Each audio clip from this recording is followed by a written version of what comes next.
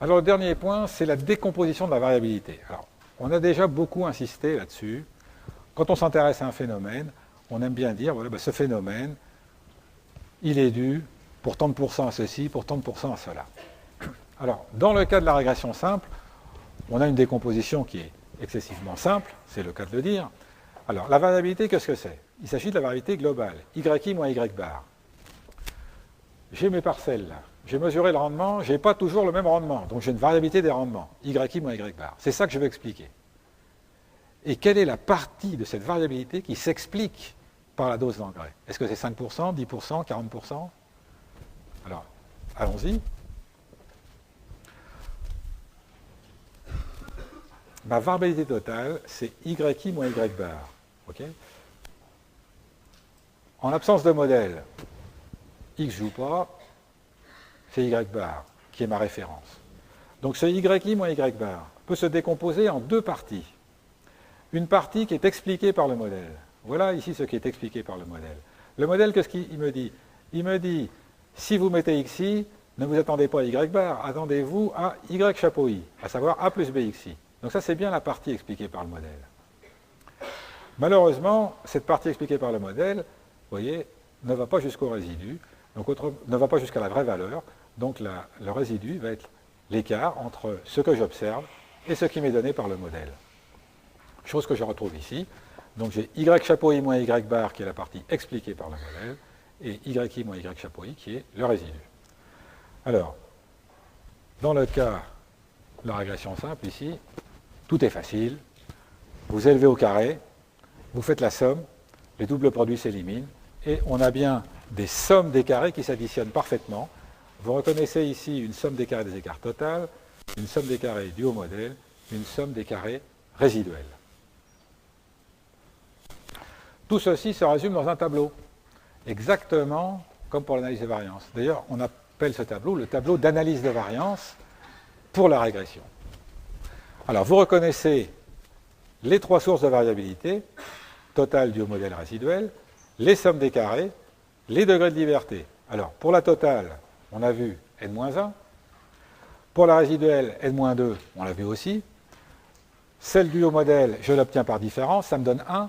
En fait, c'est le nombre de paramètres du modèle sans compter la constante. La constante joue un rôle un peu particulier. Donc le nombre de degrés de liberté dû au modèle, ici, c'est le nombre de paramètres excepté la constante.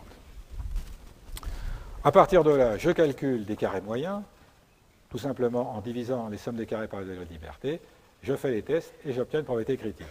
Alors si je fais ceci, dans l'exemple numérique, je vous conseille ici encore de le faire vous-même à la main. Hein. Alors, les sommes des carrés, vous pourrez les retrouver vous-même assez facilement à la main. Celle-là, on l'a déjà calculée, de 66. Hein. Les degrés de liberté. Et la probabilité critique qui vaut 0,33. C'est la même. C'est la même que tout à l'heure. Alors, deux remarques importantes. Avant d'en terminer, si je rapporte la partie expliquée par le modèle, SCEM, à la partie totale, je retombe sur ce coefficient qui avait déjà été noté R2, qui est le pourcentage de variabilité expliqué par le modèle, chose que nous avions vue en analyse de variance. C'est le coefficient de détermination.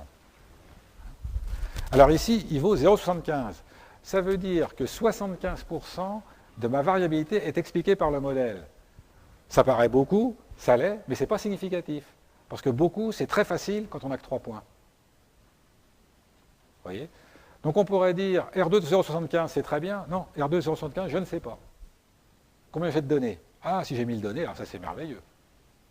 La notion qui conduit à distinguer intensité et significativité. Ça, c'est un résultat exceptionnel, incroyable. R2 égale R2. Ah, c'est presque un gag de le présenter comme ça. Vous reconnaissez ici petit r. Petit r, c'est le coefficient de corrélation. Je prends le coefficient de corrélation, je l'élève au carré, et ça me donne quoi? Ça me donne le R2. C'est-à-dire ça me donne le pourcentage de variabilité de Y expliqué par X. Ça conduit certains utilisateurs à considérer non pas les coefficients de corrélation eux-mêmes, mais leur carré. Évidemment, brusquement, tout tient bien ensemble maintenant. Je prends l'approche coefficient de corrélation, je prends l'approche coefficient de régression. Ce ne sont pas les mêmes, mais elles sont parfaitement cohérentes et participent et produisent la même probabilité critique. Sur ce, ainsi se termine ce cours. Vous avez encore des épreuves difficiles, comme le suggère ce dessin.